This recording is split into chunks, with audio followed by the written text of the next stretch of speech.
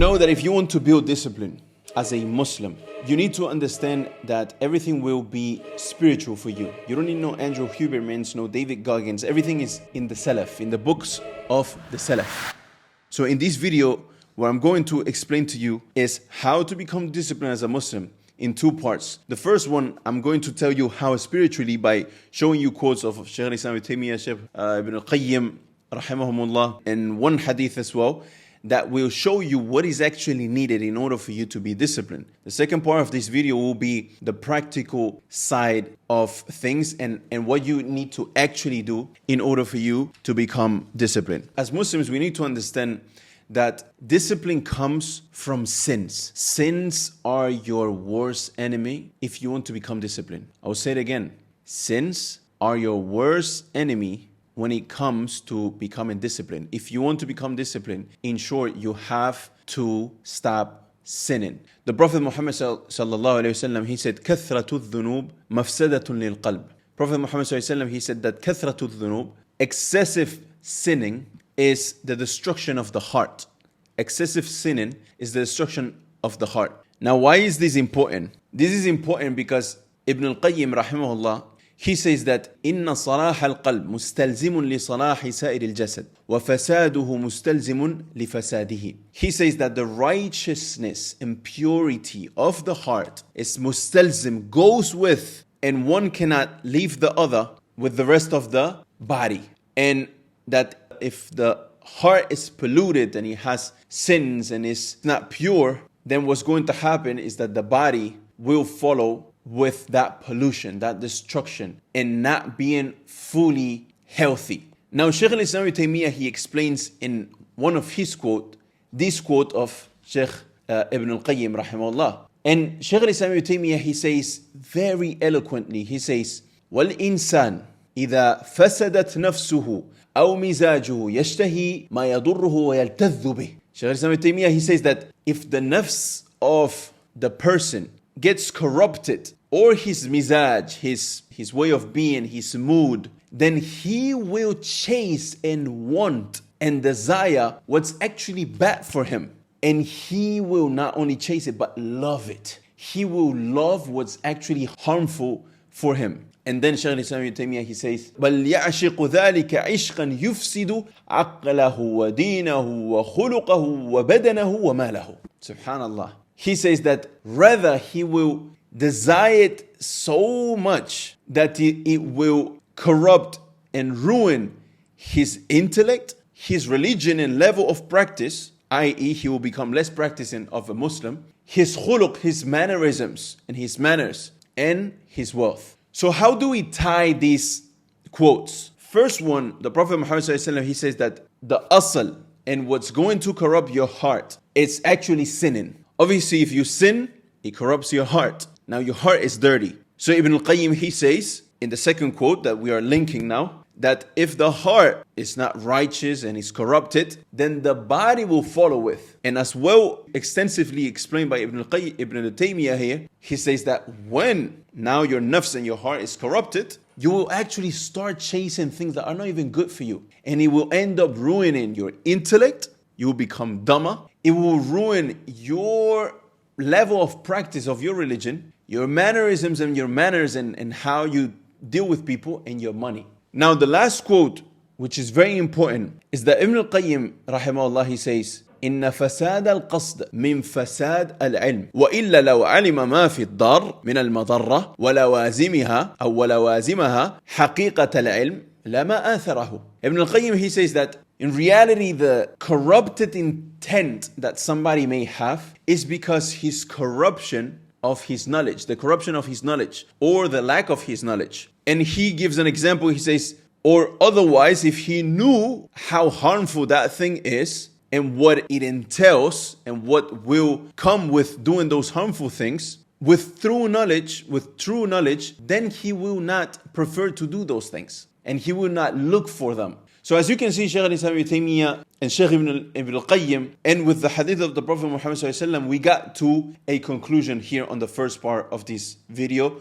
on how to become disciplined. Is that the asl, the source of the corruption of your heart is going to be sins. if your heart is corrupted, your body will follow. Then Shaykh Islam Ibn Taymiyyah, he says that if your body is corrupted, you will start doing things that are harmful for you and you will love it. And you will ruin your manners, you will become a less practicing Muslim, you are going to ruin your wealth and you are going to ruin your intellect. And then Ibn Al-Qayyim rahimahullah, he summarizes all of this and he says that the corruption of intent in doing something, it comes from corruption in knowledge or lack of knowledge. And it makes sense because Allah Azza wa Jalla says in the Qur'an, إِنَّمَا يَخْشَى اللَّهَ مِنْ عِبَادِهِ الْعُلَمَاء, that the real people who really fears Allah Azza wa Jalla are the scholars. Now, why do the scholars have anything special above the rest of mankind? Is their knowledge. Knowledge is what will really allow you to not fall into sins. Because knowledge gives you more knowledge of Allah Azza wa Jal. And the more knowledge of Allah Azza wa Jal you have, the more fear and love and hope you're going to have for Him. And that will only but give you more taqwa. It will only but protect you from sins. And if you don't fall into sins, then you don't get into this trap that we just described. And so this is why I'm a big advocate about seeking knowledge. Everything and every fix that you have is going to be fixed with more knowledge. And of course, the first key to knowledge is the Arabic language. The Arabic language will give you access to that true, pure knowledge. Because as you can see behind me, all of these books right here, from books of tafsir on top, from books of hadith right after, from books of Arabic, from books of fiqh, all of these can only be accessed in the Arabic language. And many of these books, they haven't even been translated because it's just humanly impossible. Because the person that really loves knowledge, he's not going to have time to sit down and translate all of these books in English. And this is such a deep analysis because the books that have been translated into English are always surface level and very basic, very generic type of books. But the real ones that are field specific, like fiqh and hadith and tafsir, usul fiqh, all of these things, very rarely you will find, except for the foundational ones, the books translated into Arabic. So this is why I want to say that if you don't learn the Arabic language, you will have a naqs when it comes to seeking knowledge. So after you finish watching this video, go and check out this video where I teach and I explain how to learn the Arabic language. So you see that it's actually not that difficult. Many people, they don't even think of it because they look at it as this big, enormous goal to achieve. But it's not even that complicated. All it will take is 1 year of focus. So if you want to make 2026 that year, go and check the first link in the description of the video on how to learn Arabic from scratch after you finish this video.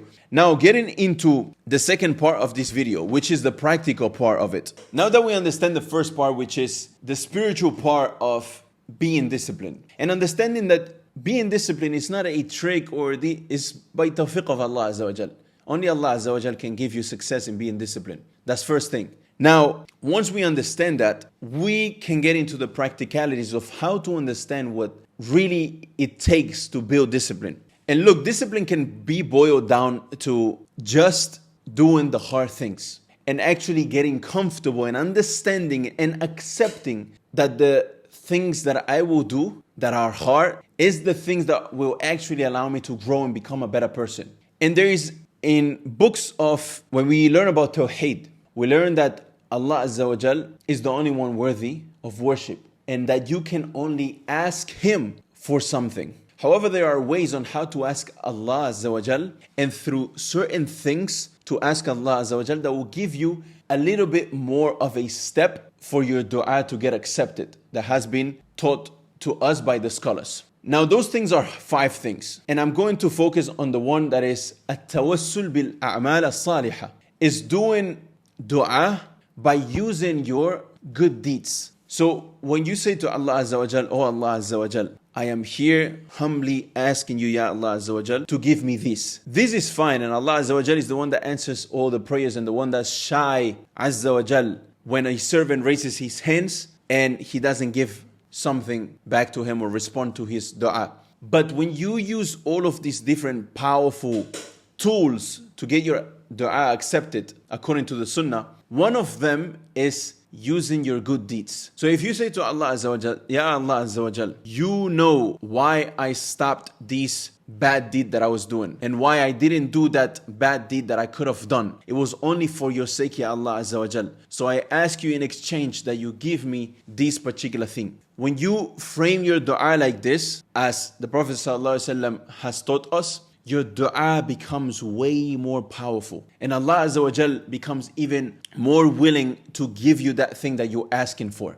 So when it comes to discipline, you need to look at discipline as doing the hard things. And every time a hard thing arises, like there is this big thing I have to read, or this big, long hours of work that I have to do, or this big workout, or this big strength in related thing that I have to do for my mom, and it's hard and you don't want to do it. Perhaps might be something as simple as waking up for Fajr or doing your prayers. All of these hard things, you need to look at them as opportunities to get more discipline and a hurdle. And if you go over this hurdle